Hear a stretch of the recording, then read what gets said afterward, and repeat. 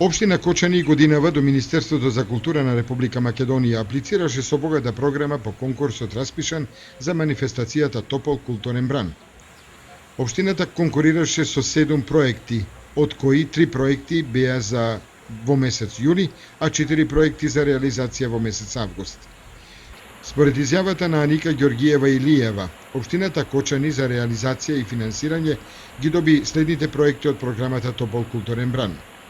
Од 15 до 30 јули ќе бидат реализирани 2 содржини и тоа: театарската представа Љубовник со висок стил од Реин Куни во режија на Томе Атанасов, а во изведба на Домот на културата Мирка Гинова од Демир Капија, како и концертот на алтернативна музика на групата Chromatic Point од Скопје.